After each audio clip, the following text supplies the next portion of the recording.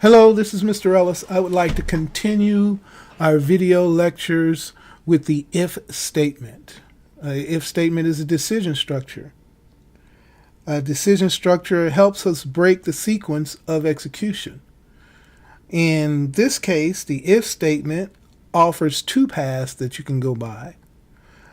In previous lectures, we've talked about statements that are in sequential order, one statement after the other.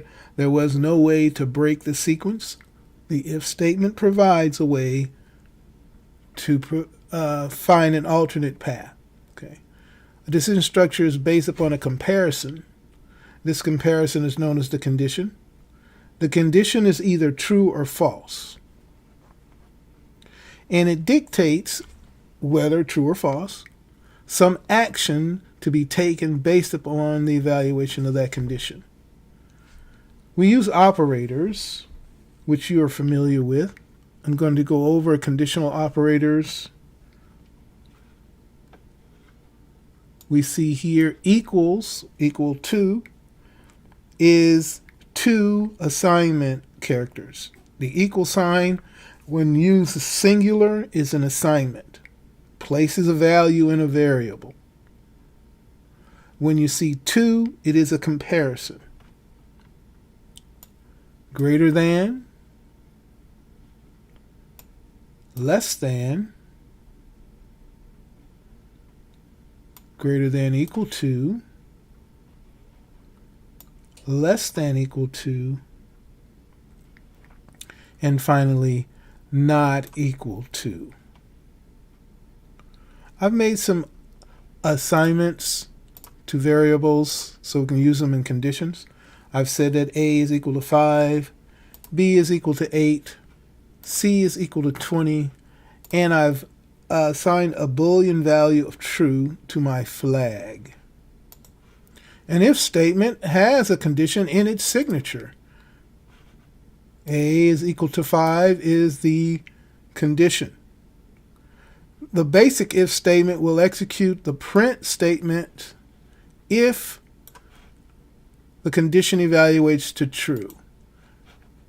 Else, there is no else, it will execute the next sequential statement. And since we know that 5 is equal to A and A is equal to 5, then we can say without a doubt, yes, A is equal to 5, and then it executes the next sequential statement. What happens if it's not equal to, or the condition evaluates to false?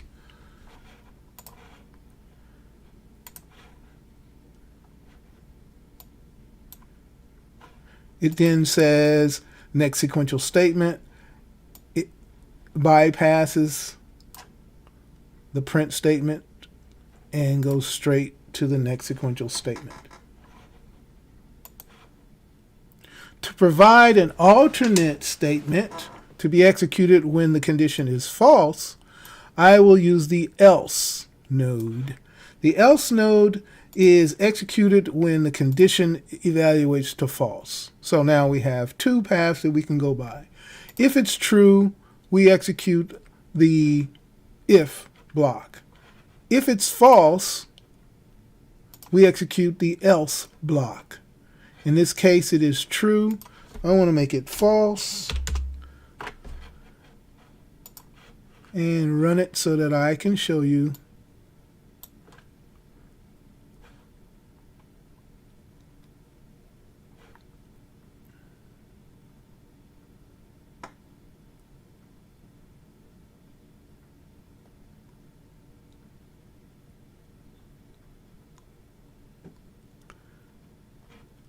that I forgot my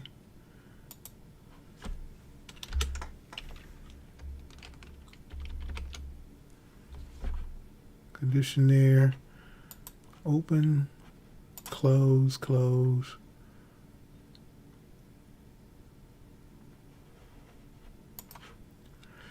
Using a multi-comment line, I forgot my triple quotes. So now I'll start over here. Okay. Provide an alternate path for my if statement. When it's false, the else is executed. and I've made it false. So let's see if it says A is not equal to 5. Okay. Next, we'd like to examine what happens when we have multiple conditions. Okay. I said that the alternate path is always the else. Well, if I have more conditions, if I want to check one value for more conditions, then I can use the elif. Okay. Multiple conditions, and then if neither the if or the elif is true, the else is executed. Okay. Here I have a comparison of A being greater than C, or else if B is greater than C. And failing that, I will say that C is the largest number. Okay. And I'm going to run this. And we find that C is the largest number because 20 is greater than both 5 and 8. In this case, I've set up an if statement with multiple conditions. Again, the elif is used for multiple conditions. You can have as many as you want. You should always attempt to clean it up by with a catch-all, because, like I said, if none of these conditions are true, it goes to the next sequential statement, and you will never know what happened if you don't have a catch-all. All right. So what I'm doing here is I'm going to see if A is greater than C. Else, if A is not greater than C, I'm going to check to see if B is greater than C. If it's not B greater than C and A is not greater than C, I'm going to check to see if C is equal to A. And if not, and failing that, then we know that C must be equal to B, or it's not a logical statement. And here we have that C is going to be equal to B. Okay, I'm going to run this, and I expect the catch all to work. Hopefully it will. C must be equal to B. Yes. Exactly. Okay. Now, these elifs, I could have had 15 or 20 elifs. Okay. The idea here is to check for every condition, every possible condition. Next, I'd like to talk about logical operators. Logical operators can be used to build complex conditions. And means inclusion, both A and B. Or means either or, an exclusion, A or B. And not is a negation, not A, not B. Okay. In my if statement, my complex condition says if A is less than C and B is less than C, then C is the largest number. Logic. Else if A is equal to C or B is equal to C, then C is equal to either A or B. If neither, failing that, then we know that A or B is larger than C. Okay. I would like to check my condition to see what I am expecting. I'm expecting B is equal, so it would have to be A or B is equal to C. So I'm going to run this. C is equal to either A or B. Okay. And now let's change that so that we hit the catch-all, which I'll do that by making B equal to 88. I'm going to save that.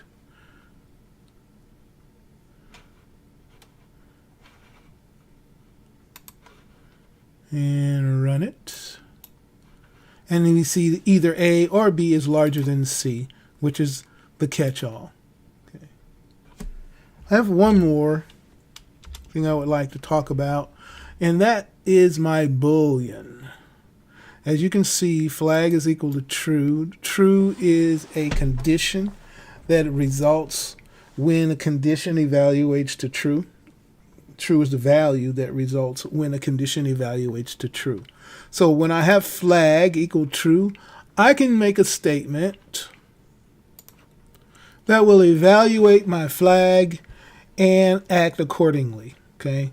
If my flag, the flag only has two values, true or false. If my flag is equal to true, then it will execute the if block. If my flag is not true, then it will execute the else block. Now, as you can see, there's a squiggly line under there, and what it says is that I can simplify this by replacing the Boolean expression flag equals true with simply the word flag, because it is true. So I'm going to just take that out. And now it will evaluate based upon the value of my flag, which is true. And as I execute, this means that the flag is true. And if I wanted to see, and I'm going to use my not here, I'm going to make flag equal false.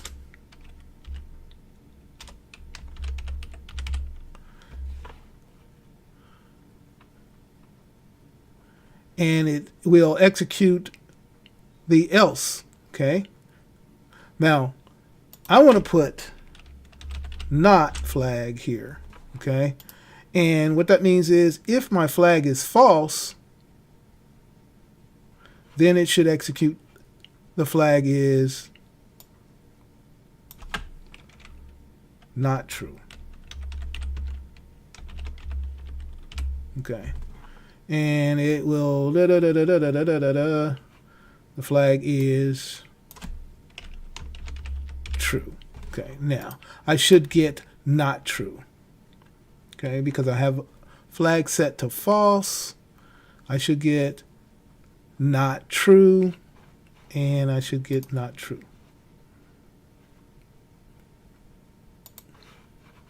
Execute. Flag is not true. And then I will